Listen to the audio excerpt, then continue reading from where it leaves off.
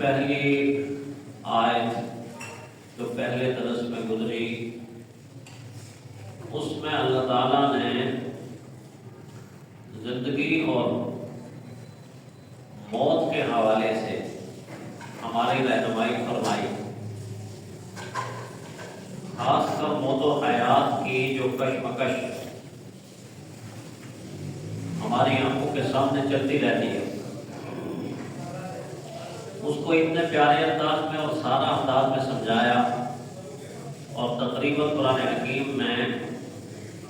35 مرتبہ موت کے لفظ کو لا کر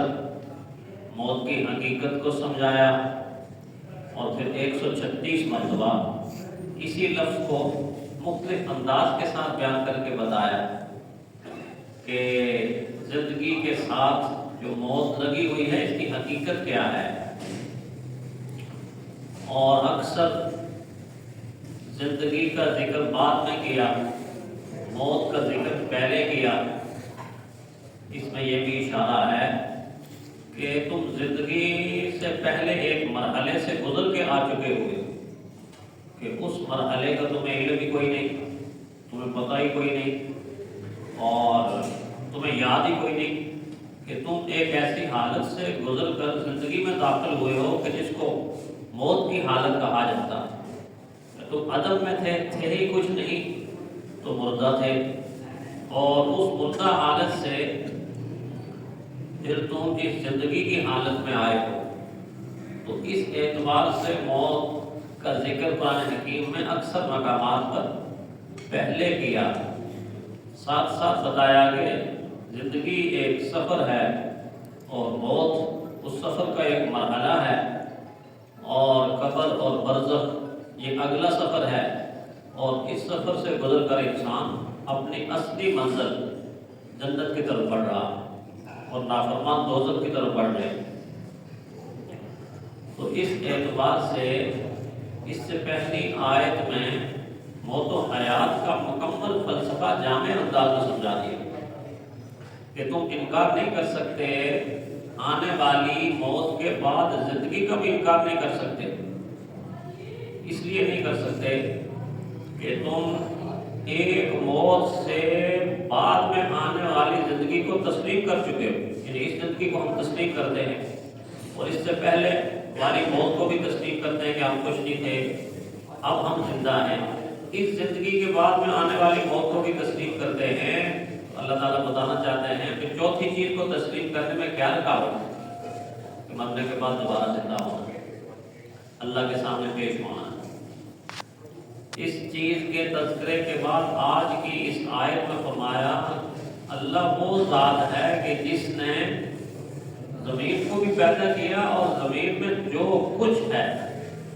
وہ سارے کا سارا تمہارے لیے پیدا کیا۔ دیکھ لیجئے کتنے سیارے ہیں نظام فلکیات والے جن کا تعارف کرواتے ہیں، اور وہ سیم بالکل جسامت کے لحاظ سے ہماری زمین سے بالکل ملتے جلتے ہیں، اور ان تمام کے تمام سیاروں میں سے اللہ تعالیٰ نے انسانوں کے لیے جس سیارے کو منتخب فرمایا وہ یہ زمین۔ حالانکہ اس زمین سے بڑے بڑے وجود اس نظام فلکیات میں موجود ہیں، جن کو دن رات نظام فلکیات والے جانچ رہے ہیں، پرکھ رہے ہیں، دیکھ رہے ہیں، معلومات ہم تک پہنچا رہے ہیں، اور معلومات دے رہے ہیں کہ نظام شمسی بہت لامحدود نظام ہے، اللہ کا لامحدود نظام۔ اس میں جن سیاروں کا ہم تعارف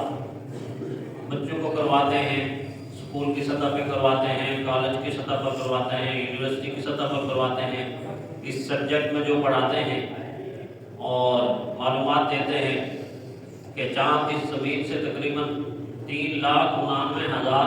میل کی دوری رکھتا۔ چاند کی زمین اس زمین سے 3,99,000 میل دور ہے۔ مشتری کے بارے میں ہم سمجھاتے ہیں کہ یہ اس نظام کا، یعنی اس نظام شمسی کا سب سے بڑا سیارہ اور زمین سے تقریباً 318 گنا بڑا ہے مشتری ستارہ زمین سے 318 گنا بڑا ہے۔ اسی طرح جس ستارے کو ہم نیپچون کہتے ہیں، اس کا جو ماحول سائنسدان بتا رہے ہیں وہ یہ بتا رہے ہیں کہ اس کے اوپر جو ہوا چلتی ہے وہ 2000 میل فی گھنٹے کے حساب سے 2000 میل فی گھنٹے کے حساب سے اتنی تیز اگر ہوا ہو تو پھر اس کے اوپر زندگی کیسے ممکن ہے، اس کے اوپر رہائش کیسے ممکن ہے، کیسے کوئی مکانات بنائے گا، کیسے اس کو آباد کرے گا، اور اتنی تیزی کے ساتھ ہوا چلتی ہے۔ زہرہ ستارے کے بارے میں فرمایا کہ اس کے اوپر درجہ حرارت اتنا زیادہ 450 ڈگری سینٹی گریڈ درجہ حرارت، اتنی حدت، اتنی حرارت، اتنی گرمی، اور گرمی کی شدت ہے کہ شیشے جیسی دھات کو اگر وہاں رکھا جائے تو پگھل کر پانی بن جائے، تو اس پر بھی انسان کی رہنے کی کوئی گنجائش نظر نہیں آ رہی کہ وہاں بھی انسان آباد ہو۔ لیکن اللہ تعالیٰ نے اس آیت میں بتایا کہ میں نے زمین کو منتخب کیا ہے آپ کے لیے، اور جو کچھ زمین میں ہے سب آپ ہی کا ہے۔ کیسی اللہ تعالیٰ کی ذات کہ انسان کو بتایا جا رہا ہے کہ سارا کچھ پہلے ہی میں نے آپ کے لیے کیا، اور 364 مرتبہ 364 مرتبہ تقریباً زمین کا الارض یہ زمین اتنی مرتبہ یہ لفظ قرآن حکیم کے اندر بول کے میری آپ کی توجہ، انسان کی توجہ دلائی، اس کو دیکھو، اس کو جانچو، اس کو پرکھو، اس پہ تحقیق کرو، اس پہ ریسرچ کرو، اس کے اندر سے آنے والے عبرت کے پیغام وصول کرو، نصیحت کے پیغام وصول کرو، اسی کے اندر تم غور کرو تو تمہیں قدرت کی کاریگری کے ہزار راز ملے، اللہ کی قدرت نظر آئے۔ چنانچہ اس زمین کے اندر سے نکلنے والی جتنی چیزیں خاص کر جو جاندار کی صورت میں ہیں، وہ جاندار کی صورت میں خواہ وہ حشرات ہوں اور خواہ وہ نباتات ہوں، یعنی درخت اور زمین سے اگنے والی ہر چیز، اور خواہ اس کے اوپر دوڑنے بھاگنے والے چرندے ہوں، حیوانات ہوں، یا اس کے اوپر بسنے والے انسان ہوں، یا اس کی فضا کے اوپر تیرنے والے پرندے ہوں، یا اسی کے سمندر کے اندر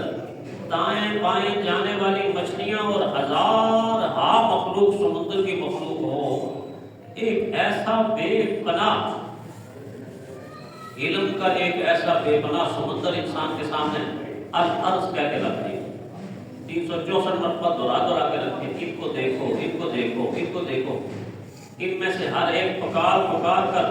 تمہیں یہ بتائے گا کہ ہمارا کوئی خالق ہے، ہمارا کوئی مالک ہے، ہمیں کسی نے پیدا کیا ہے، ہمیں کسی نے پیدا کرنے کے بعد ہمیں کام پہ بھی لگا دیا۔ کون سی ایسی مخلوق ہے کہ جس کو ہم دیکھیں اور وہ کام نہ کر رہی ہے؟ کوئی مخلوق ایسی نہیں، ایک بھی مخلوق آپ دیکھیں گے کہ جو اللہ نے پیدا کی وہ کام کر رہی، حتیٰ کہ پتھر جیسی بے جان مخلوق بھی اپنا کام ضرور کر رہا ہے کہ وہ اللہ کو یاد کر رہا ہے، اللہ کا ذکر کر رہا ہے۔ نباتات اپنا کام کر رہے ہیں، اللہ تعالیٰ نے فطرت کے انداز سمجھایا ہے، بیج کو سمجھا دیا ہے، جڑ میں نکالوں گا، جڑ کو سمجھا دیا ہے، نیچے کی طرف تم نے جانا ہے، کوپل کو سمجھا دیا ہے، اوپر کی طرف تم نے آنا ہے، میں آہستہ تمہیں بدلتا رہوں گا، ایک وقت وہ کہ تم نرم و نازک سخت زمین کو پھاڑ کے باہر آ جاؤ گی، اور میں یہ کروں گا کہ میں تمہیں کوپل سے پودے میں بدلوں گا، پودے سے درخت میں بدلوں گا، درخت کی ٹہنیاں نکالوں گا، شاخیں نکالوں گا، پتے نکالوں گا، پھول نکالوں گا، ان کے پیچھے پھل بھی لگا دوں گا، ہرا بھرا درخت کھڑا کر کے تمہیں بتا دوں گا کہ قدرت اس طرح چیزوں کے اندر تبدیلی بھی پیدا کرتی ہے، اور چیزیں بھی قدرت کو سمجھتی ہیں، اللہ کی ذات کو سمجھتی ہیں۔ کبھی دانے نے ایسا نہیں کیا کہ دانا الٹا ہو یا سیدھا ہو، کسان اس کو مٹی میں دبا دیتا ہے، جو حالت اس کی بھی ہو، ٹیڑھا ہو میڑا ہو، اس کا رخ ادھر کو ہو ادھر کو ہو، ہمیشہ جب بھی کومل نکلے گی، یہ الارض زمین اس کی جڑوں کو اپنی گود کے اندر لے لے گی، جڑیں ہمیشہ نیچے کو جائیں گی، اوپر کو نہیں آئیں گی، اور جو ہی جڑیں نیچے کو جائیں گی، آہستہ آہستہ کرتے کرتے نرم و نازک کومل زمین کے اوپر آ کے ایسے تنہا اور یوں باہر آئے گی خوبصورتی کے ساتھ، جیسے یہ کہہ رہی ہو اشہد ان لا الہ الا اللہ وحدہ لا شریک لہ، اشہد ان لا الہ الا اللہ وحدہ لا شریک لہ۔ تو اس انداز سے زمین کے اوپر اور زمین کے اندر اور زمین سے فضا اور ہوا اور خلا کے اندر جتنی بھی مخلوق ہے، ایک بات تو یہ ہے کہ اللہ کو یاد کرتی ہے، دوسری بات یہ ہے کہ انسان کی خدمت کرتی ہے۔ انسان اس زمین کا دلہا ہے، انسان اس زمین کا سردار ہے، انسان کو اللہ تعالیٰ نے وقتی طور پر اس زمین کا مالک بنایا۔ وَلَكُمْ فِي الْأَرْضِ مُسْتَقَرٌّ وَلَكُمْ فِي الْأَرْضِ مُسْتَقَرٌّ، ہم نے تمہارے لیے اس زمین کے اندر ٹھکانہ بنا دیا، یہ تمہارے لیے ٹھکانہ ہے۔ وَمَتَاعٌ إِلَىٰ حِينٍ، ایک معین مدت تک اس سے تو فائدہ اٹھاتے رہو گے۔ کیا عجیب انداز ہے قرآن حکیم کا، آپ دیکھیں تو صحیح کہ اشارہ دے دیا کہ جتنا تم کوشش کرو گے اتنا رزلٹ پاؤ۔ اب کوشش ہو رہی ہے کہ نہیں ہو رہی؟ سائنسی انداز میں جو لوگ کام کر رہے ہیں وہ زمین کے نباتات کے اوپر جب کام کرتے ہیں، اور جب سائنس کی یہ شاخ نکلی ہے جس سے میری آپ کی، انسانوں کی، جانوروں کی، پرندوں کی، چرندوں کی، درندوں کی بیماریوں کا علاج ہے۔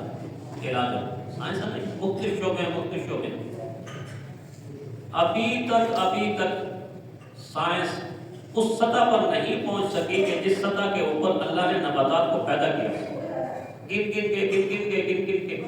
کچھ قسمیں بتائی ہیں کہ اتنی قسمیں زمین کے اوپر نباتات کی ہیں، وہ جڑی بوٹیاں ہیں، وہ فصلوں کی شکل میں ہیں، وہ درختوں کی شکل میں ہیں، وہ جھاڑیوں کی شکل میں ہیں، وہ دوسری اس طرح کی نباتات کی شکل میں ہے، اور چند فائدے اس کے بتائے گئے اس